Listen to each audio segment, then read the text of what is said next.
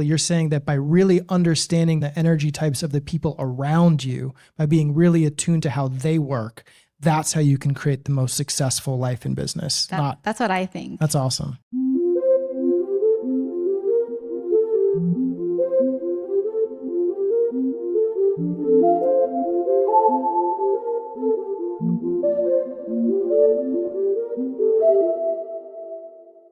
What's up, everybody? Welcome to Becoming Superconscious. I'm your host, Tommy Sobel. I'm very excited for this very special episode, which was actually recorded live in person at a beautiful co-working space in Venice, California. We brought a bunch of conscious entrepreneurs together and had this amazing evening. We had mocktails, we had an astrologer doing readings, and then we had the world premiere watch party together of episode 4 of the podcast, which was all about human design.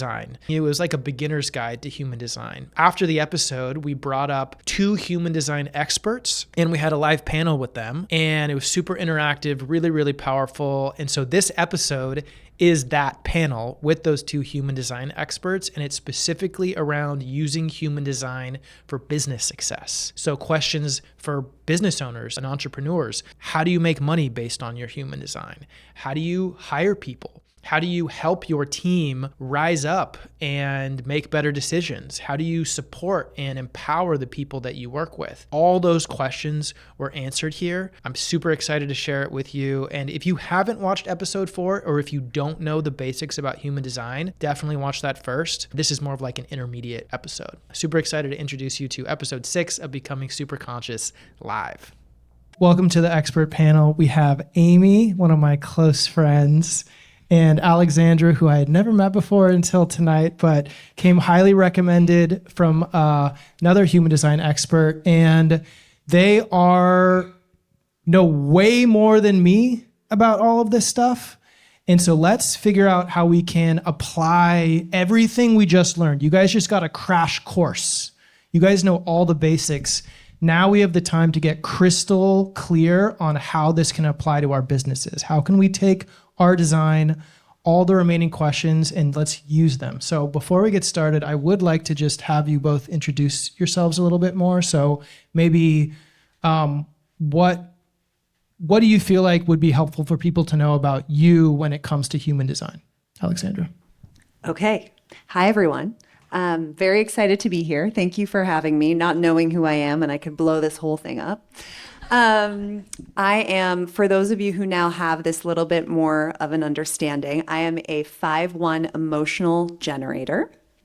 And I actually started my career in management consulting many, many eons ago, and was very much one of those people who had their entire lives kind of planned out. And human design kind of threw a wrench in that, in the sense that it so perfectly explained this massive transition that I went through, that once I had kind of opened that can of worms, there was no way shutting it. And so the fact that I am now here telling you all that I am a human design coach and reader, I would never in a million years have guessed that this would be what I am dedicating my time to right now. But how I would describe myself as a human design coach and reader is that I really try to translate this tool in as practical a way as possible to help people realize their peak potential. But I think specifically really live out that one-of-a-kind unique purpose that each of us is here to embody. And I focus a lot on kind of career and purpose, and then a lot on parenting. I have 2 little kids. And so witnessing what a huge difference it can make if you have a family who allows you and encourages you to be who you are designed to be, has made me incredibly passionate about sharing this with as many parents as possible. So that's a little bit about me. Amazing. Thank you. Any parents in this room they can ask? Okay, awesome. So we can talk about that too. Hey, everyone. So the past decade, I've been working with founders in the health and tech industries, but I found myself just being really sick personally. And 5 years ago, I do a human design reading with Alexandra. She was my first reader. I didn't know that we would both be up here, by the way. So Total coincidence. So cool. Yeah. So grateful that we finally get to meet in person for the first time after all these years. And something in my chart that I had so much conditioning, but something that stood out for me was that my digestion was cold and my mother is hot. And as a Chinese American, like in traditional Chinese medicine, everything has to be hot soup, like you can't have ice in anything. And I was just sick my whole life. So learning my digestion in human design I'm like the healthiest I've ever been. Wow. So that was kind of like how I got into human design. I was like, I gotta like learn everything and tell other people about this. So in addition to everything we learned, like the digestion and the environment and human design really like helped me with my career and my dreams and my relationships especially. Yeah. That's so cool because we didn't get into digestion at all. So maybe there's going to be some questions about that too. Okay, cool. So I think just to start it off, I just want to go straight for the jugular. And then we'll go into more specific questions. But as you're speaking to business owners and entrepreneurs, how do you use human design to create business success? If someone were to come to you to say, okay, I understand human design a little bit, how can I use this to make the most money, make the most impact? What would you tell them? What are your big tools there? Whoever wants to go first. It's a big question. I would say that according to human design, you are only ever going to achieve optimal abundance when you are showing up, leading in an authentic way to you. And so understanding what that looks like, that's what human design literally gives you a blueprint to what that looks like when you show up as the most authentic expression of you. It sounds obvious, but it's not, because we live in this world that is putting so much pressure on us to conform to all these different norms and ideals of what a founder looks like, how you're supposed to run a successful company. And so having this blueprint that you can look to for almost like a little bit of validation as to like, okay, I know, let's say you're a manifester. I know that I don't really do well when it comes to making sure all the, T's are crossed and the I's are dotted. And I know that I am most excited about things at the beginning and then kind of lose steam. But as a founder, I have to wear all the hats and I've got to do it all and I've got to grind. But if you have this chart telling you that, no, actually you are most effective when you lean into that, when you get things started and then hire people or outsource the parts that for you aren't as rewarding and fulfilling, that is so helpful to know as a founder, because you can let go of all those shoulds. And then beyond that, right, it gets like you were giving some examples of how granular it gets. It gets down to how you're designed to use your voice in a way that lands with your audience. It speaks about who your audience actually is. There's so many layers here to unpack, but I think ultimately, even if you just know the way your energy is designed to be most impactful in the world and the way you are designed to make decisions, I mean, that can totally transform a business, not to mention understanding all the people that you work with and how to leverage them more effectively, right? If you're working with a projector and I need to make sure that I recognize them and actually invite them in, that is going to completely change how much you are able to get out of them, right? As an employee or a partner or whatever they might be. So we could take it in a lot of directions, but that would be my initial response. That's really cool, I think, because, we just talked about a lot of different things. It's kind of overwhelming. And I think what I'm hearing you say is that if you just really understand your type, if you just really understand your strategy and just understand the type and strategies of the people around you, that is maybe all you need to do. And that's what they say. If you follow those two things, you will end up exactly where you're meant to be, when you're meant to be there, doing the thing you're meant to do. The trouble is our mind gets in the way.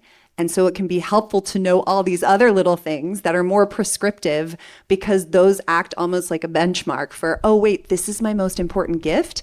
You can look around and say, am I contributing that gift in what I am doing now? And if you are, right, that gives you a little bit more validation. And if you're not, that tells you, ooh, I'm either not fully stepping into what I am here to offer, or it's not the right environment. But ultimately, if you truly just blindly trusted your type, your strategy, and your authority, you would end up where you're meant to be. But most people can't do that. Amazing. Thank you. Great answer. Do you want me to say add ditto? to that? Say ditto. Yeah, what do you think, Amy? What would you say to them? Yeah, I completely agree. I think like there's so many generators and man-gens like in this room right now. And like to love you all, it's like I want to honor your energy. And so with your gut intuition, it's like yes, no, this or that. So instead of me asking you general questions, to love you, I want to ask like, yes, like, do you want to do this today or that? Do you want to eat this today or that? And for all my projectors, like I have a projector myself. Oh, I don't think I shared what my sign is. What are you? Yeah. I'm a 5/1 emotional projector. And so as a projector, I want to like be seen. And so something that I'm trying to practice for others and ask people to like practice with me is the love language of words of affirmation, because I want to be seen and not forgotten. And like the people around me, the people I work with, my loved ones, I want them I want to give them words of affirmation and also receive it. So practicing that, my authority, my strategy there. So yeah. So when it comes to specifically helping achieve with business, you're saying knowing if they're a generator, asking them questions for them to respond to, and if they're a projector, using like words of affirmation to recognizing them. Right. Cool. Right. Awesome. Just like, I think, yeah, leaning into your energy and the strategy, authority, like really understanding like who you're working with and how to like love them essentially. Oh, I see. So specifically thinking about it as a form of love. Yeah.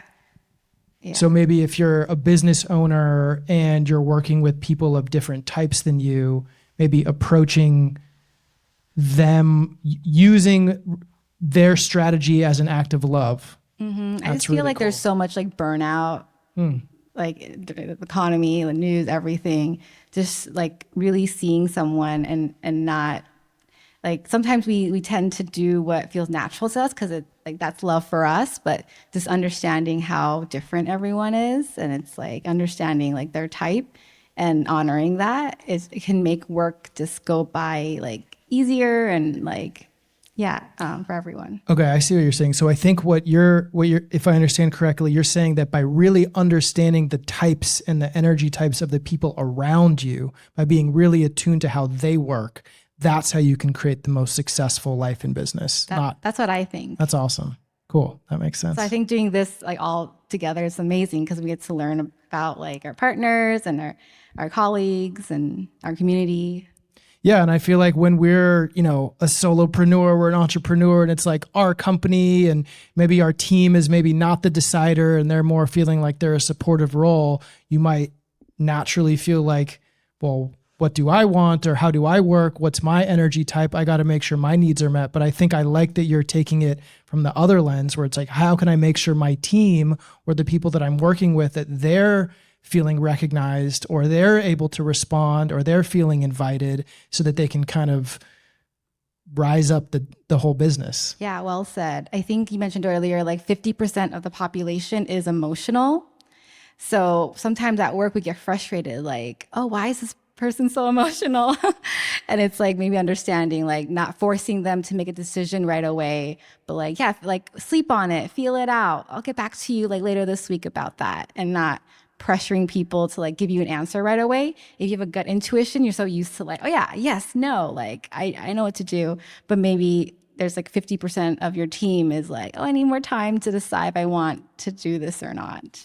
I think that's a really great example too, because I know exactly what you're talking about. When somebody isn't emotional and they're in a high or a low, forcing them to make a decision, is like a coin toss. Like they're not probably going to make the right decision. And so I love that as another example of, okay, just knowing what the people are around you and honoring that. And I feel like that's basically what you're saying.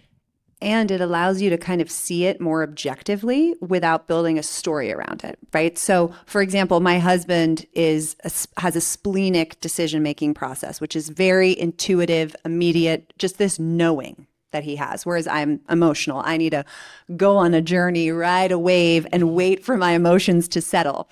So when we are, let's say, planning a trip somewhere, we sit down, we talk about it. Let's say we decide we want to go to France. He's like, great, let's book it right now. Grabs his computer, ready to go.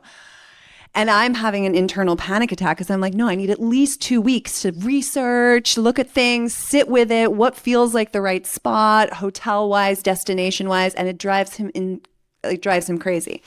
But understanding that this is my process and me also knowing that that is his process, there's a level of appreciation for one another that allows you to understand that, like, you're not compromising, but you're able to set things up in such a way that everyone is optimized.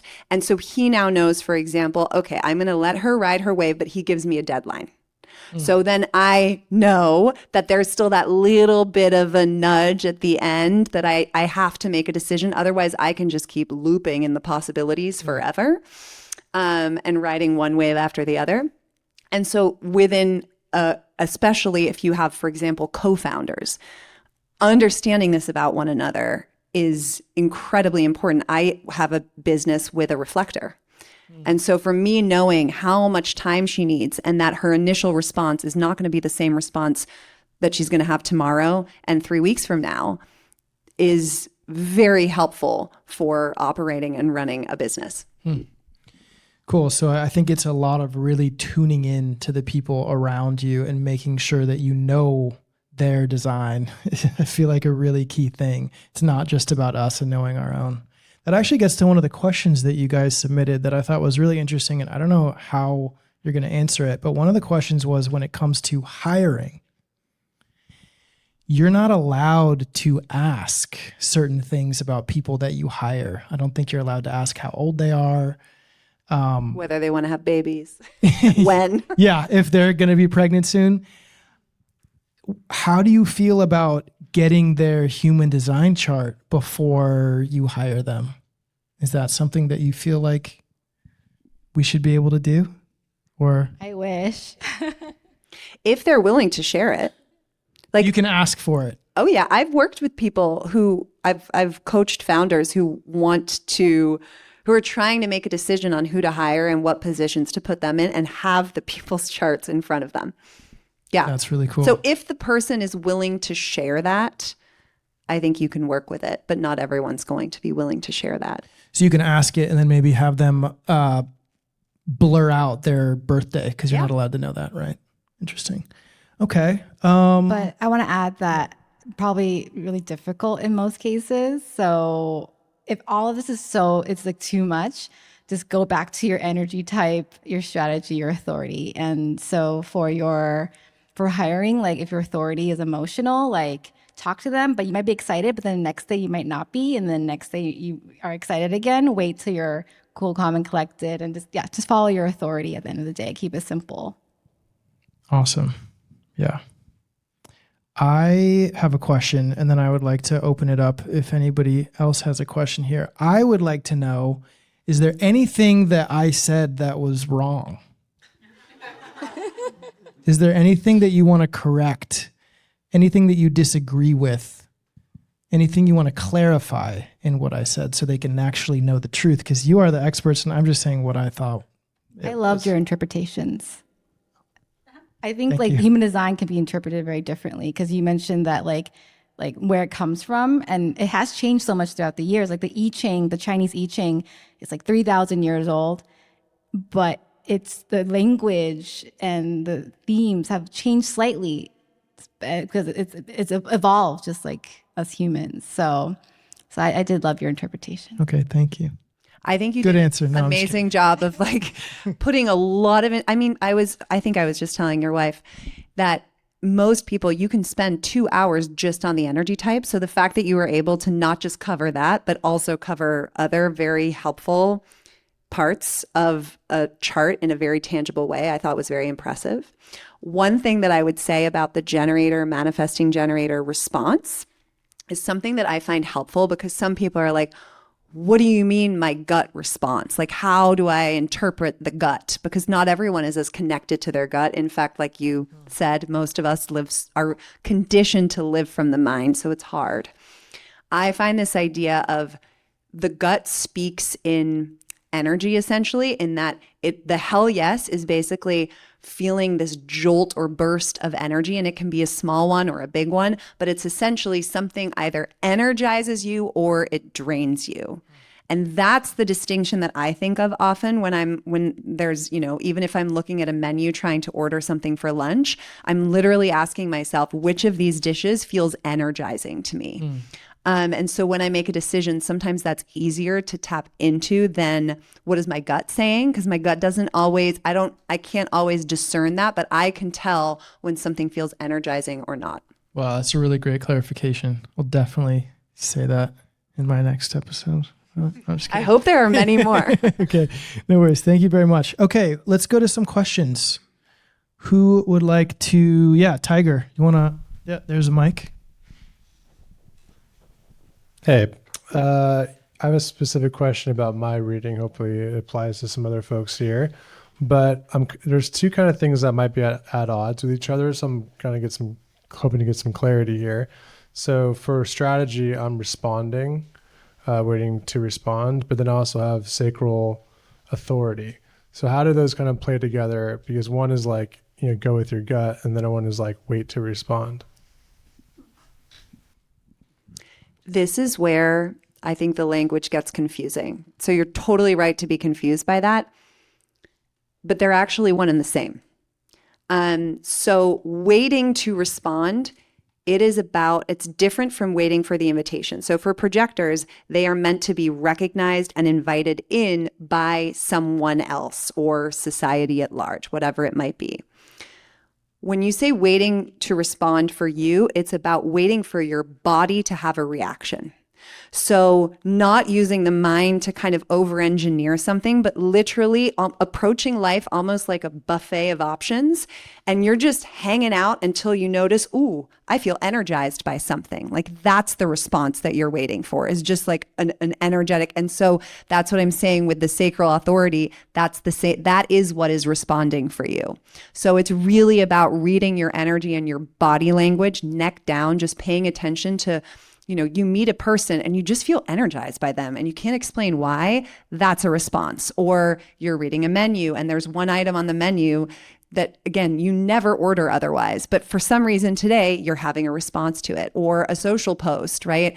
And it's those tiny little breadcrumbs, if you will, that may not seem significant. And if you allow your mind to try and make it make sense, you're going to talk yourself out of 80% of those responses. But if you purely trust that response, mainly like, does this give me a little jolt of energy?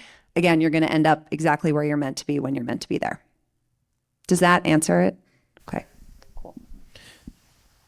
Oh, that's a good question. I'm curious if people who have an emotional plus generator or manifesting generator are confused by theirs. Because is anybody here a generator type that has emotional authority?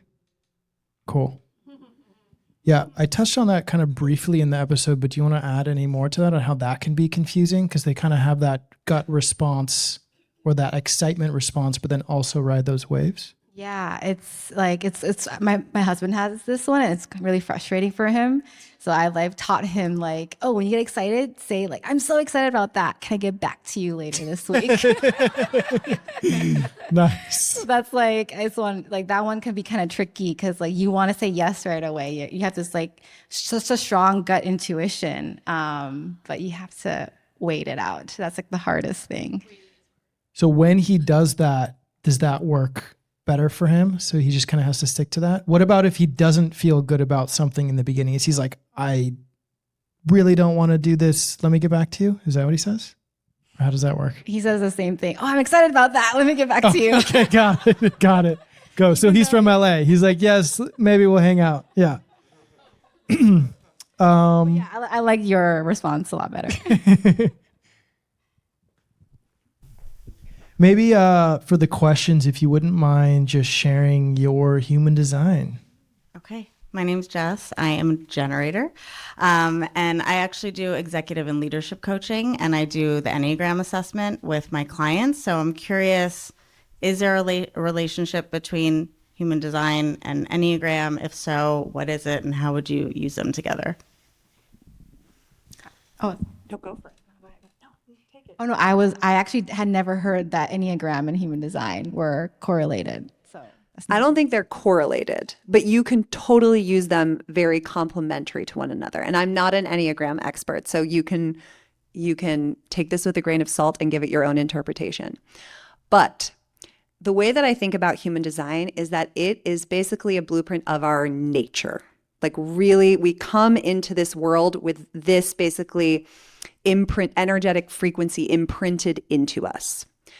Enneagram is more about what happens in those first 7 years, right? So those initial traumas, if you will, big and small t, that kind of influence our experience and how we interpret things that happen to us, and how that kind of shapes who we are and how we move through the world. So if you think about human design being your nature, the thing that becomes really interesting to me when considering Enneagram type are those areas that Tommy was talking about that are white or open in your chart, where you're most sensitive and most open to being influenced by people in your environment. Because, and I wish I could do a huge study on this, I have a feeling that there might be some interesting correlations between which centers are open and then what Enneagram type you end up having, because you're going to be more sensitive to those types of impressions and traumas with that type of sensitivity. That's kind of more of the theory behind it. I think in practice too, there's a lot of overlap in some of the archetypes between the two systems that I find fascinating and helpful to kind of understand the full spectrum of the Enneagram. And I think the belief is within Enneagram that we all have a little bit of everything in us, right? And similarly in human design, it's like we all have the potential to experience every single variation and aspect of the chart. It's just that certain parts of it are more ingrained and fixed in us, and others we get to borrow and experience for a little while when we're in other people's auras, let's say. So I love that both of those have a similar, in that sense, interpretation of that. And I think they can be used really well together with people, just slightly different use cases, I guess. And for me, I just feel like how Enneagram is like 1 through 9. That's where the profiles kind of come in, where it's 1 through 6. So that's kind of the overlap in terms of like the nomenclature, where everybody has a number in Enneagram and everybody has 2 numbers in their profile. That's kind of how I see it too. A little bit of overlap there. I have another question if you guys are able to think of something about this on the spot, but I'm curious to know, do you have any,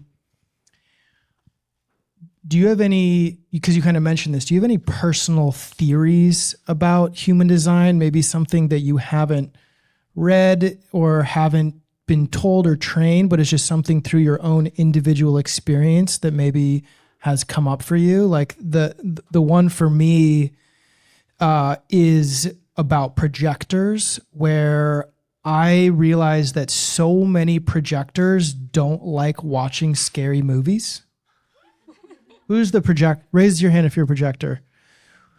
Do you guys like scary movies? No way. No way. Okay. That's weird, right? So it's not true for every projector, which is also weird. But I think this is just my personal theory. I feel like projectors have a certain type of sensitivity to them because they get their energy from others they are open in a way to the negativity of like a horror movie or a thriller. Like they feel the anxiety, the tension more than everybody else, to the point where it is not enjoyable. It's my personal theory. So is that, you guys feel that way? Maybe? Cool. All right. So I came in, so I have my own, I would love to know if you guys maybe have an example of that too. Is there something that maybe you have kind of hypothesized just through practice? First, I want to say I'm a projector. I don't like scary movies, but I still watch them. Like I watched Wednesday recently, so I'm very inspired by her tonight. But for me, I work in the mental health space, and I'll notice patterns, and I just love seeing these patterns. I've done maybe 200 readings at this point, and something I've noticed is that some of my clients who were diagnosed at a young age with ADHD. That was the same one I was going to say. Yeah. Yes. They have either, a lot of them are manifesting generators. A lot of them have buzzing atmosphere. Buzzing digestion? Buzzing digestion. Mm-hmm. And quad right. There are arrows at the top pointing to the right. So cool. Wait, so you're saying people that are diagnosed ADD, ADHD typically are manifesting generators? Wait, say that again? That's a pattern I've seen is manifesting generators, because as a kid, you're like, oh, I want to try something different. Like they're not focused on one thing and doing one thing. Or the buzzing atmosphere is that you're like... What's buzzing atmosphere? Buzzing atmosphere and digestion is for healthy eating for you. What's good for your digestion, for your brain, for your stomach is you're eating loud things and snacks and little things here and there. I think you're buzzing digestion, right? Yeah. And so I have ADD. I'm a manifesting generator with buzzing digestion. So I bet if you were in the school system now, you would probably get diagnosed. Especially with these new just by how many of these diagnoses are just being doled out nowadays. So I would agree with that. And then so the brain one is kind of interesting. If you look at the 4 arrows at the top of your chart, at the kind of around the head, if you will, there's 2 on the left and 2 on the right. The 2 on the left refer to kind of the body, represent the body, and the 2 on the right represent more like the mind, brain. And when these arrows point to the left, it means that you benefit, either your body or your mind benefits from a sense of focus, structure, consistency, kind of think like zooming in, narrowing.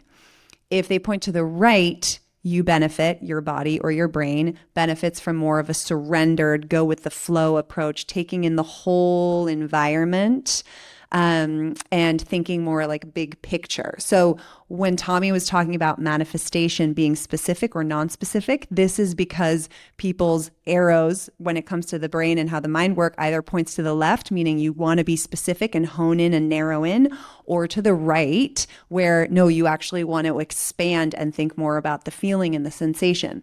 So my son, who's 4 years old, has all 4 of his arrows pointing to the right. Meaning the kid is he can't look you in the eye. He does not look you in the eye because he's constantly taking in everything. He's brilliant. The way his brain works is brilliant. And oftentimes he is actually listening. Because I know this, I talk to him and he's it seems he's not paying attention, but I know he's taking it in. And I've experimented with it. A few minutes later, I'll ask him, hey, do you hear what I just said? And he repeats it verbatim. Whereas my husband, I'm working on this with him, but he also feels like it shows respect when you look someone in the eye, and he's trying to set my son up to be successful and be liked. So he is of the mind of no, you look at me, I'm turning off, look at me, right? And you just see the conditioning happening. You're witnessing from a place of my husband caring and loving our son tremendously, but still just nudging him to compromise on the way that he is actually designed to function. And you can imagine that a lifetime of this is going to result in a child that is cutting themselves off from one form of genius, which is the ability to take in an entire space instead of focus in. So it's kind of wild if you think about it. Wow. I love how you were just able to give such a perfect example of like something that's present in many of our lives of how conditioning works, that we all have this, and that we didn't kind of touch on it fully, but conditioning is that word for trauma in human design, where it's the things that happen in our life that make us unable to follow our design or doubt our design, or we're kind of taught other people's way. And so that's such a great example of that. What's the next question? Steven, you got a question? Oh, you can ask a question. Manifester 2-4, genius, don't like scary movies. Well, one thing I was going to point out with you, Tommy, was cool is the buzzing ADD thing, is that you made a whole company that was helping people focus, right? So I thought that was pretty interesting, that if you might have had to overcome that. I needed it more right? than anybody. And that was actually my question too, is that as a coach myself and someone that likes to activate people, I know that when your gates, you have a defined gate, you help people feel when they have the open gates.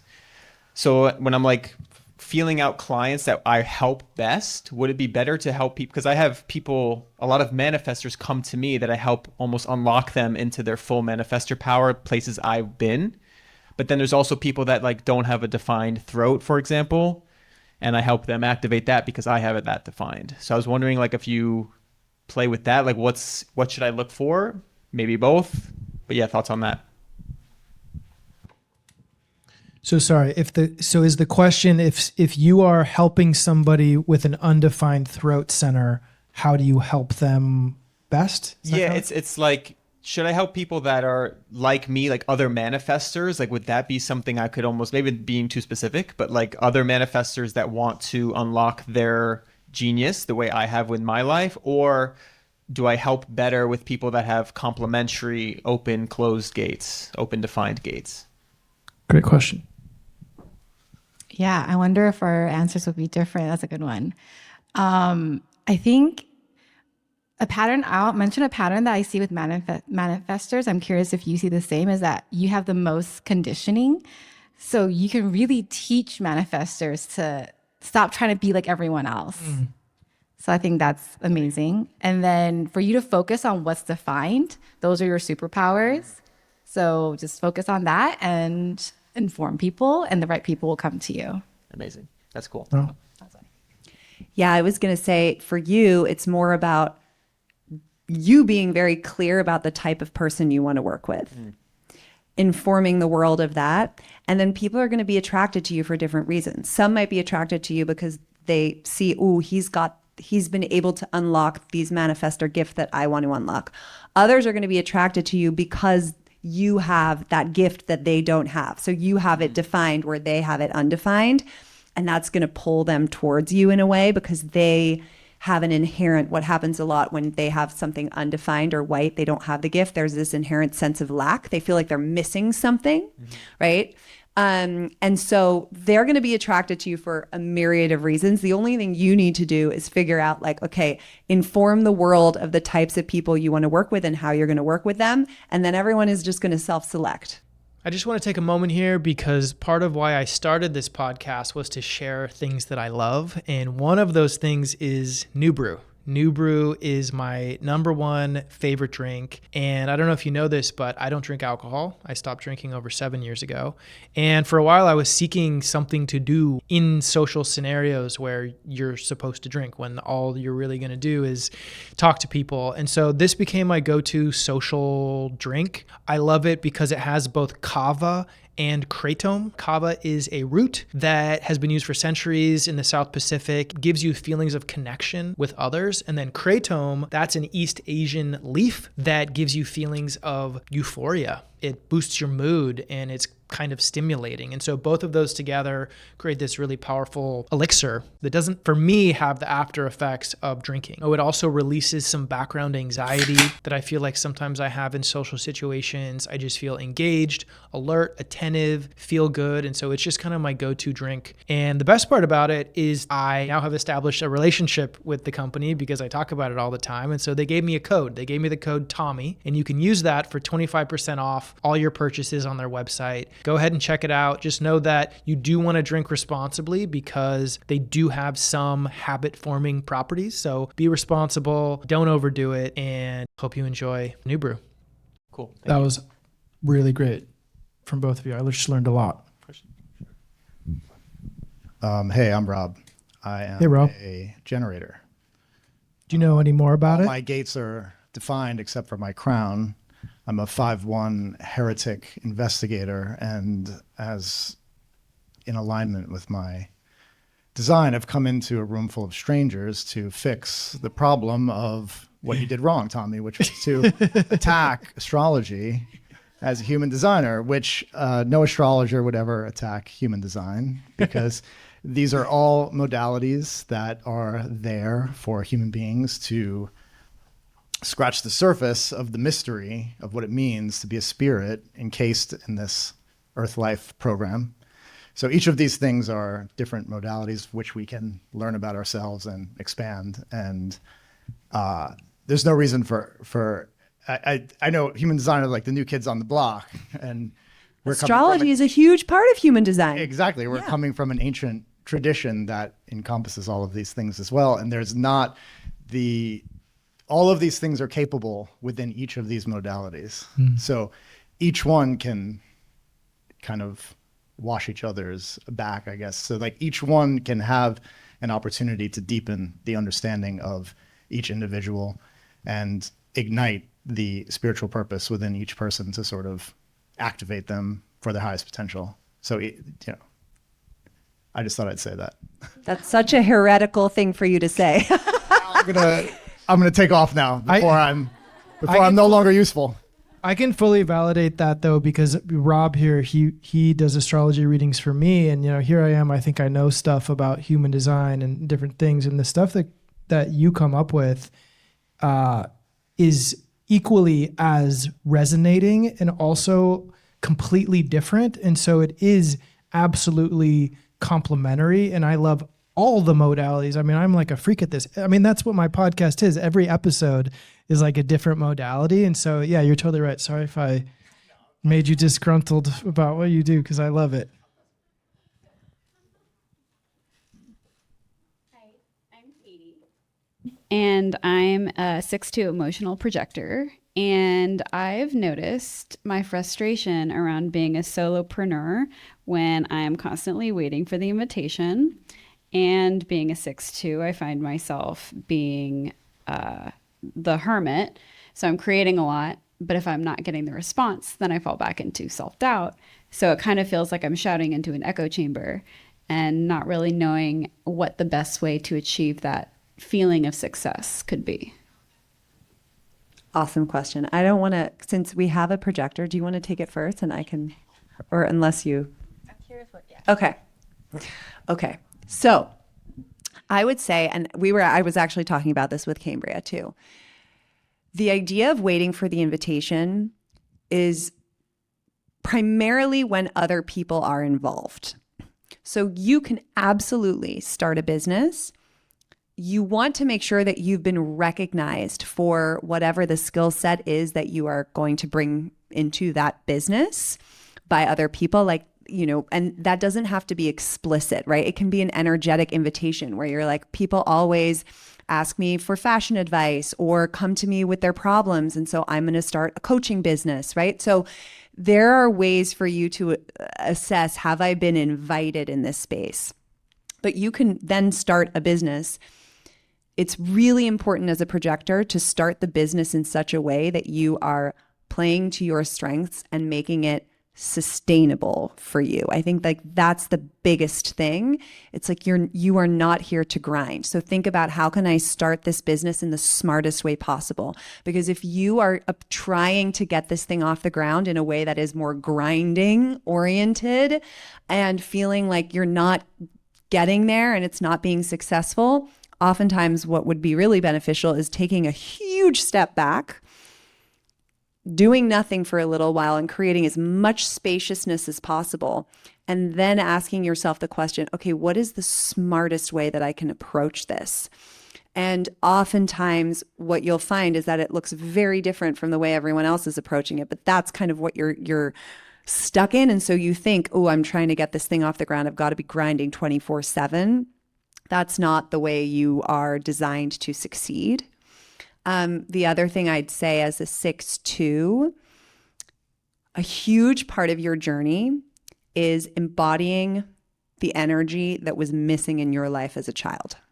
So if you think back to like, if you had, I always say, if you had like a fairy godmother that was part of your childhood, who would she have been? Would she have been like the gregarious, loud person? Would she have been like the really wise old aunt? Like, who would that fairy godmother have been? Like, what energy would she have carried? That's the energy you are here to grow into in this lifetime. And so I would also keep that in mind as you're thinking about like the energy that you are bringing to what you're doing every single day, because that's what it feels to me might be off. You're still a little bit looking for the validation or trying to be who you think you should be, instead of really trusting that if you honored being a 6-2 projector, those invitations would just come like rolling in.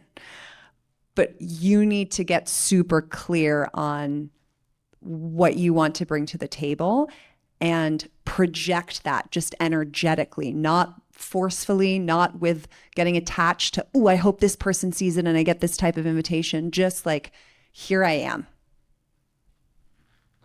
Wow. Yeah, I love that. Wait, I'm kind of curious. Can you repeat, what do you offer? Okay. And so you're trying to find more like clients? Yeah, I'm an artist myself. So I like understand the process of like self-doubt and everything, but it kind of cycles through if that recognition isn't there. So it kind of like what I'm teaching leads back into what I'm experiencing. Yeah, super cool. One thing I want to add to that, like very specific that I've been working on as a projector, is like when I'm like, sometimes when you hear waiting, I just want, let's take a nap and like not do anything and watch TV. But when I have the energy and I'm excited about something and I want to share something and kind of just be in my creative space, I'm creative as well, I'll share it on TikTok. I'll post like an idea, an idea in the comment section. And that's how people see you, and then they'll invite you. So being being seen is something to like really practice. Yeah, the thing that a lot of people have suggested is like, oh, do like cold reach outs, go into people's DMs. I'm like, that. Yeah. That's cold. That's not for us, for projectors. It's more like you see, like, for example, like recently I saw like a news article and I put a comment in there, and the writer reached out to me saying, "Oh, this was an interesting comment. Can I ask you more about this?" That was LA Times, right? Yeah. So that was like a nice like. So she has an LA Times article coming out because she just posted a comment on an article. Yeah. Or an Instagram or I post. posted a TikTok about something I'm interested in. And then people recently reached out to me. I was like, oh, can I interview you about this? So that's how I've been getting invitations, just like not hiding, but like I'm just sharing what I'm like loving now. And I'm contributing to the conversation. People are talking about something in the comment section. I like, hey, I'm here too. And this is my opinion. And that's how I get invitations as well.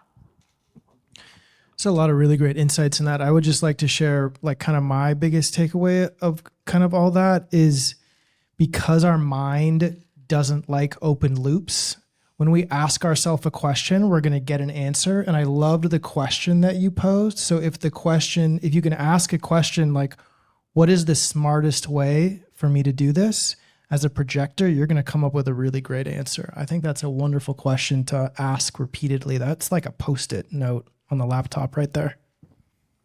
We have 2 more questions here. I was just wondering on time. Do we maybe like... What time is it? 9:15. Maybe like these 2 questions and then maybe one more after that? Sure. Sounds good to me. We'll see how we feel. Hey guys, I'm Eric, 5'1", non-emotional projector. And there's a really great section in the podcast, great podcast, by the way, and great photo, where you described what success was like for each of the types. And it wasn't the result, but it was the feeling of the result, like what it was to feel successful for each type. So I thought that was an amazing way to frame it. And I was wondering if you could elaborate on what success feels like for each of the types, like in terms of business, like in terms of a career, like what should we be aiming for? Great question. Do you want me to start? Okay. I think we got a good thing going here. You point out all the things I missed and refine my response, which I love. That's very generator projector. Okay, so starting with generators and manifesting generators, it's, that the satisfaction is that feeling that you're chasing. It is a level of, it's about contentment. And I also would add the qualities of joy and aliveness to that. It's like feeling that sensation of, I can just sit here and enjoy this moment and where I'm at. For projectors, the idea of success, what I've noticed, has more to do with there being a tangible result, a tangible outcome that you have contributed to, that you can point to and say, I was a part of that. And it's a little bit more measurable, if you will, than that sensation of just contentment and satisfaction. It is also why projectors are often not satisfied, never satisfied, because it could always be a little bit better. So again, me and my husband hanging out, I'm like, oh, isn't this bliss, this cocktail? It's amazing. Look at this view. And he's like, well, it's okay. We could have had a better cocktail and a nicer view. And like, you know what I mean? It's just always that's the slight difference. For manifestors, when we talk about peace, what I really think about is freedom. Manifestors are wired to want to be free, to be themselves, and to do life on their own terms without anyone interfering with that. So it's really more, they feel at peace when they are free of limitation, restriction, micromanaging, all of that. So for me, that would be the word for the manifestors that I'd be talking about. And then reflectors, it's surprise. What that really talks about is, or what that's referring to, is being able to be fully in the moment with no expectations. And like Tommy was talking about, reflectors are essentially, every moment they are the product of their environment and who they're with and where they are. And so from moment to moment, they evolve and they change.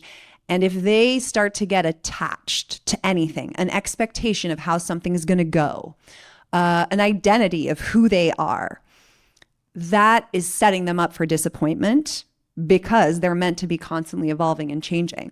And so true success for a reflector would be the ability to just be fully present in the moment with zero attachment to anything. I hope that helps. That's really cool. Anything to add? No, my projector energy is like, all right, that's good. Get this sacral energy out of here. Hi. Hi, I'm Sarah. I'm a manifesting generator, 6'2", non-emotional, and I love scary movies. Just add that in.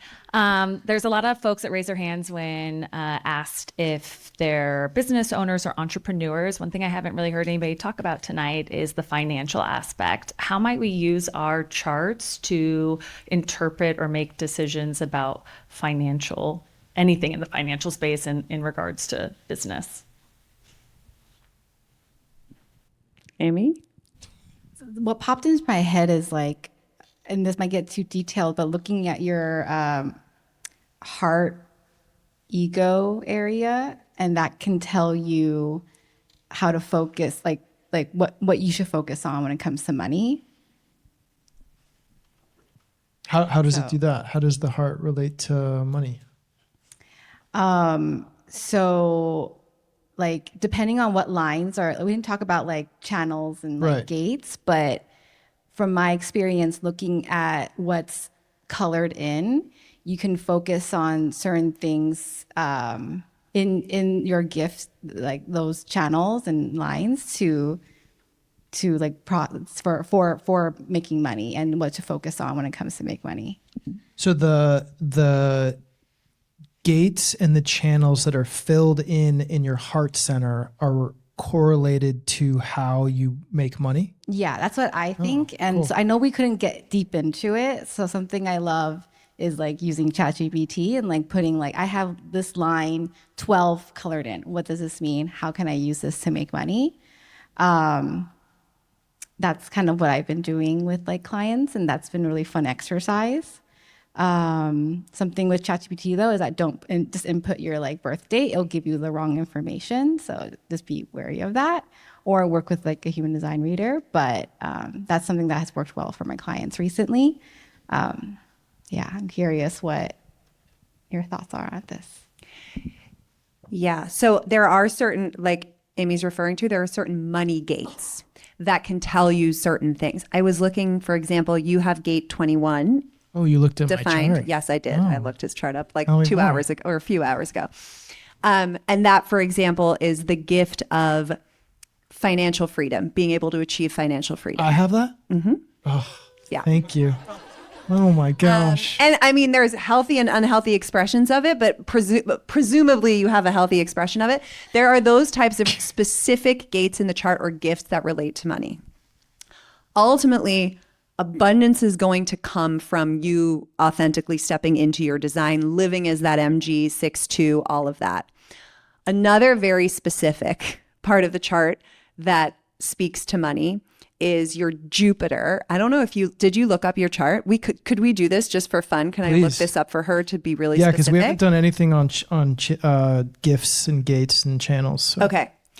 So when you look at your chart, there's these two columns, one on each side. And the column on the right-hand side is the one I want you to look at. And you'll see the icon for 13 planets or planetary placements, essentially. And Jupiter is kind of, I think it's maybe like fourth, towards the bottom. For those who know what the Jupiter sign is, it kind of looks like a little, yes. If someone knows what Jupiter is, will you help her find it and let me know the two numbers that are next to it? Oh, it's like the 13 point. Is it an H or a 14? 14.3. 14.3. Okay. Yes. Like a Win the 4 lottery. with a little curve at the top of it. This one. Oh, it's that. Powerball, not the fifth from the bottom. Oh, Fifth 1, from the 2, bottom. 3, 4, 5. There we I are. lied then, 13.1. 13.1. Okay. She lied. Let's just confirm before I start to talk. That. Yes? Yes, 13.1. 13.1. Okay.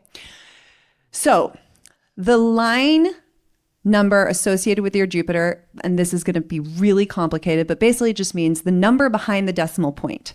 All the numbers behind the decimal point follow similar themes that Tommy was talking about, the 1 through 6. Okay, so 1, the investigator, this speaks to, for you, financial abundance is going to come when you are aligning with this one line in that specific context. And in this context, it's all about simplicity for you.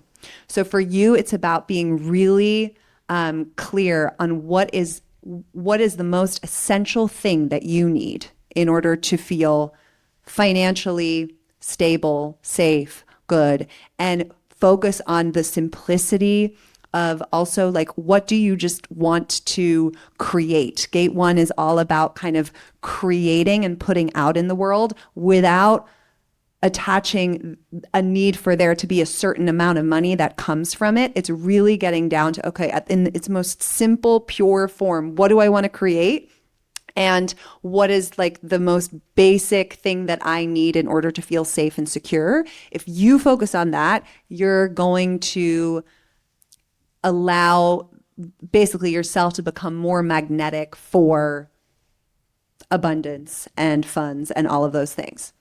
And each of them has a slightly different. So line 2, if it says a 0.2 for you, it would be about receiving and being much more open to receiving. If it says 3, it's about celebrating life and just basically spending a little more, frivolously, if you will, and like just having fun. If you have a 4 line, it's about giving your money away. That's more about like the generosity and giving it away. If you have a 5, it's about power. This is really about using money in a way to empower yourself and others. And if you have a 6, there's like a detachment from money in general. It's like, I could have it or I could not. I'm fine either way. You can see a world where there's no money, and you can see a world, and you'd actually probably be fine living with nothing. And then you get, you become a billionaire overnight and you're like, cool, this is great too. So that specific, again, this is how granular we can get, just to give you an example. Anything? The first two numbers are interesting. So 13, this would mean that for you, there's also your abundance, because Jupiter is really about kind of abundance in general. And this particular gift, number 13, is about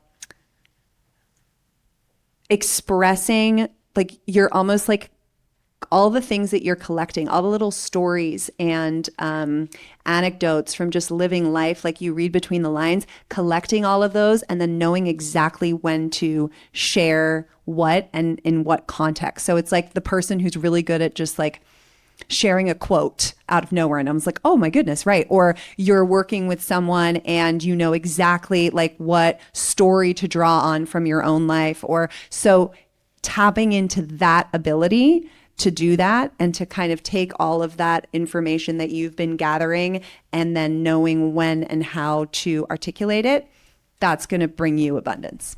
So that first number correlates with your gift. Mm-hmm. Got it. Yes. Thank you. Yeah. Is it? It's a follow-up question. Hi, Vernon 24, manifesting generator. I was curious, you've spoken a lot about kind of like personality types and self-expression and decision-making.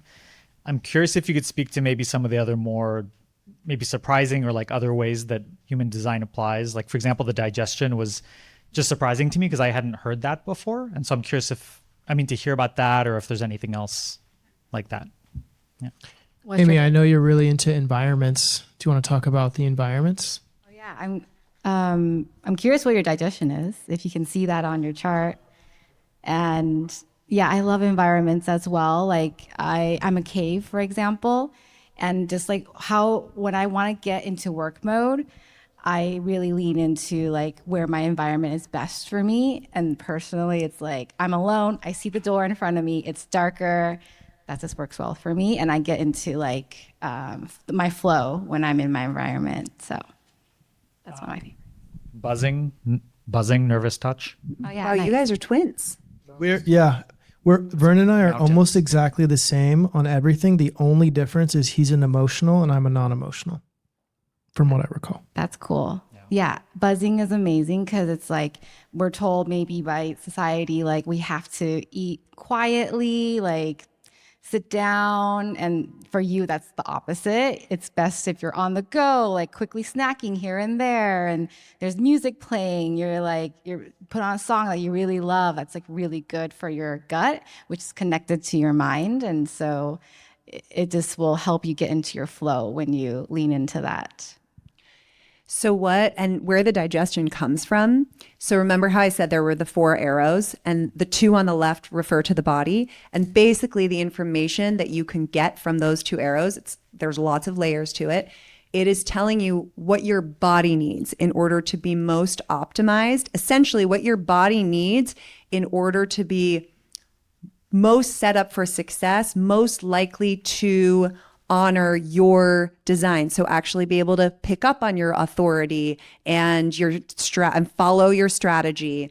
And so it's almost like a way to, like I was saying earlier, like even though technically we're supposed to follow our strategy and authority all the time, knowing how your body is meant to get the most nutrients and nourishment out of our food, knowing the environment that is going to set Amy up for success, that almost allows you to kind of back your way into living your strategy and authority.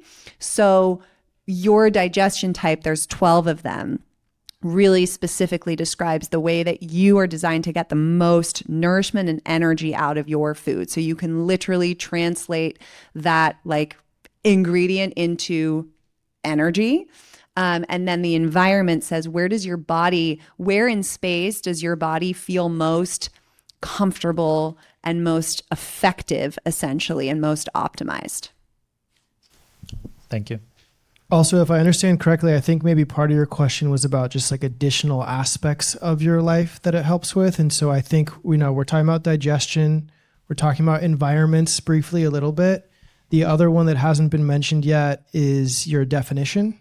And so everybody either is a single definition, split definition, sometimes even triple split definition. And there's even like 10 people in the world who are quadruple split definition. And so that's another aspect that also affects your personality and how you interact with the world. Would either of you like to share what definition means or how that affects us? Sure. So definition really speaks to, those colored, some of the centers are colored or not. It speaks to how many groupings of colored centers there are. And you kind of want to think of them as like little ecosystems. And when you're single definition, there is one single Who's ecosystem. single definition? Raise your hand. Yeah, so this means that all of your colored centers are connected by colored in lines. This means that you internally process things very quickly and independently. You don't need anyone else to weigh in. You just kind of process something yourself and then you go and do it. You're very independent. It will say it. You can look at the chart, but it will also say it. If you have two of these little ecosystems that live within you, you are what we call split definition. So with split definition, there's these two parts of you that want to communicate, and they kind of need to communicate in order to come into full alignment. But it's almost like you are looking for someone else to bridge that gap, to help you bridge that.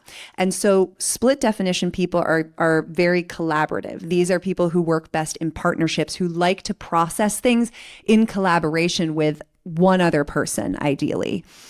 So again, I keep using my husband as an example, but he's single definition.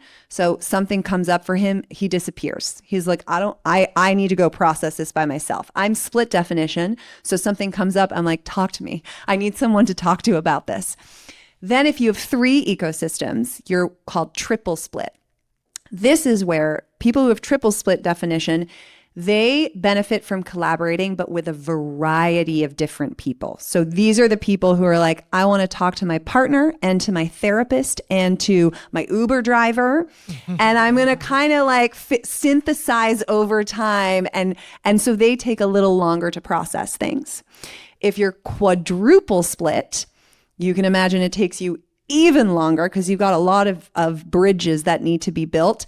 But with quad split people, they benefit from kind of sampling as well, but mostly with just trusted individuals because there's so much going on for them that if they go outside of trusted individuals, they're going to kind of lose themselves and probably spiral out of control. So if you're quad split, it's like, yes, you need to sample different people, but you want to make sure that they are all trusted, known quantities, basically. Raise your hand if you are a split definition. Raise your hand if you're a triple split definition. Ooh, nice, Katie. Wow. Kayla too. Wow, good amount. Any quadruple split definitions? Cool. So I think that kind of gets to, as like business owners and decision makers, it's really important for you to acknowledge, number one, if you need to be with another person to get clarity on decision making. And if you're triple split, that you actually need to be around multiple people or get multiple people's input. And then also with your like co-founder or other people in your team, if you happen to be single definition, but they're split, notice that they might need to rely on conversations or checking in with you more than you might need. And so I think that's just another aspect to consider when it comes to working and making decisions as a team. I know it's getting late, but there's one more thing I want to mention. Did we talk about routine, the upper arrow? I don't think so, no. Okay, it's the arrow on the left side, the upper, right? Yeah. If that arrow is facing left, routine is really good for you. So maybe that's like working out like 3 times a week around the same time, eating the same food, like, or similar food around the same time. It just really helps your body get into flow when you're working and trying to be creative. And if the arrow is going to the right side, ideally you're more flexible. You might wake up at 9 a.m. one day and then 12 p.m. the next day, and really like following, like not following a routine is like best for you. That will help you get into your creative like flow as well. Awesome. I didn't know any of that.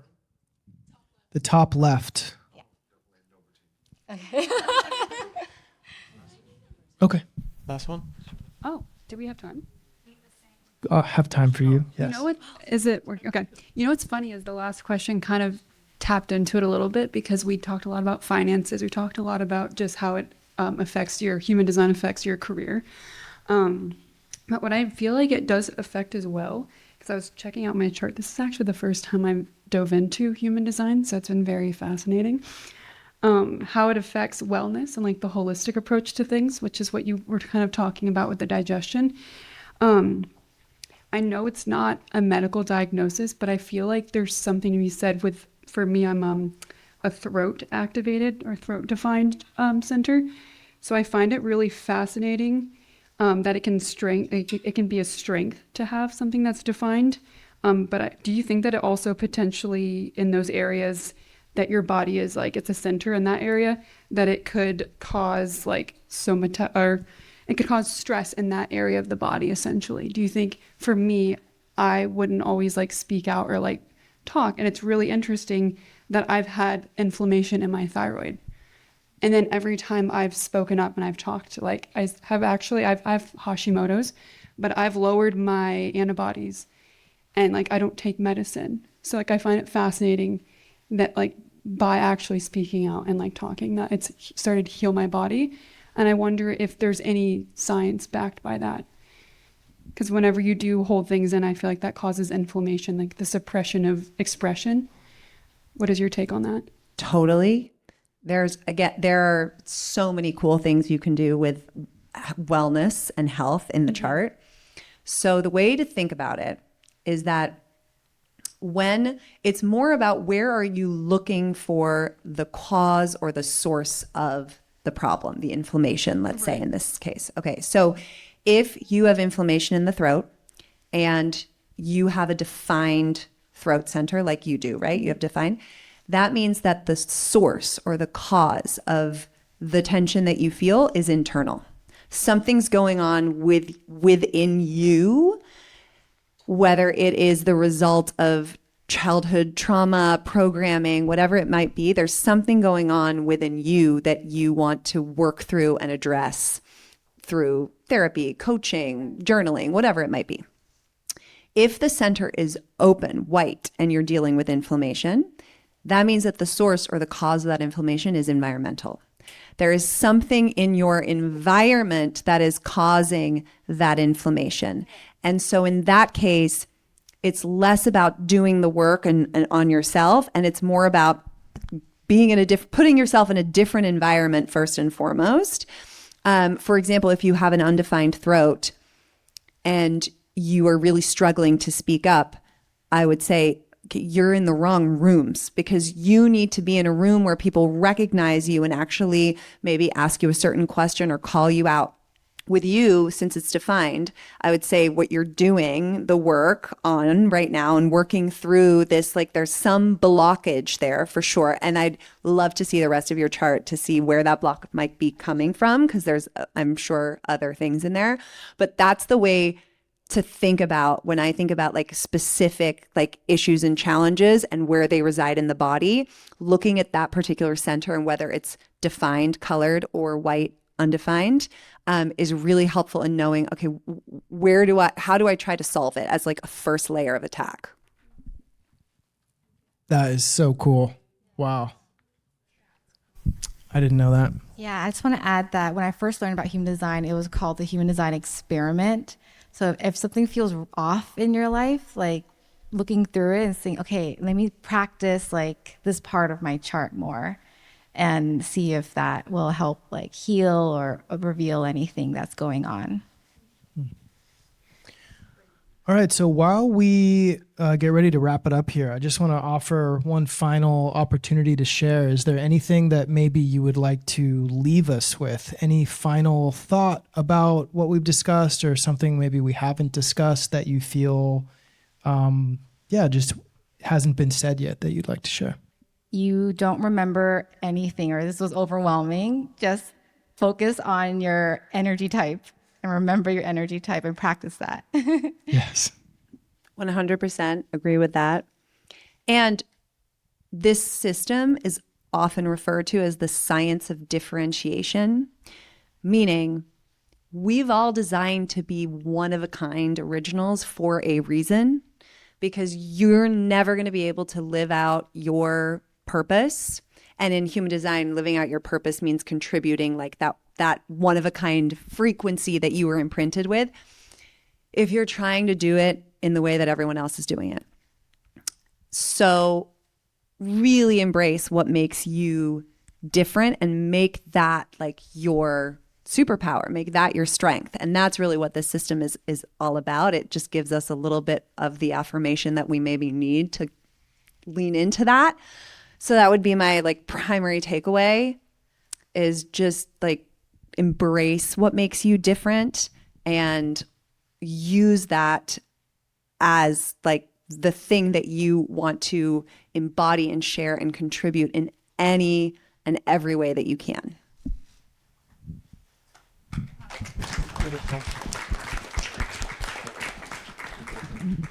So that is Alexandra Cole and Amy Gong, everybody. Thank you so much for doing this. This is my first ever interview that I've done. So thanks for honoring me and doing this. Yeah, thanks everybody. Thank you all for joining us here. We're going to let Stephen kind of close us out. If you guys want to stay and hang out a little bit, now that we've got a million new things that we can all talk about and figure out, we'll be here for about another half an hour. What's the best way for you guys to stay in touch with them? Yes. Oh, thank you. So I'm going to put up, both of them have offered a couple ways to continue to get to know them and ask them questions. So I'm going to put up their QR codes here. Please take advantage of that. Obviously, they both are a wealth of wisdom. Amy's working on a really cool book where you will actually receive a hard copy of your full design that you can take home with you. And if that's something you want to explore deeper, it's a really exciting project she's developing. And Alexandra is offering a call with her where you can explore everything that you're wondering much deeper. The QR codes are going to go up. Definitely take advantage of that. And thank you again. Thank you for having us.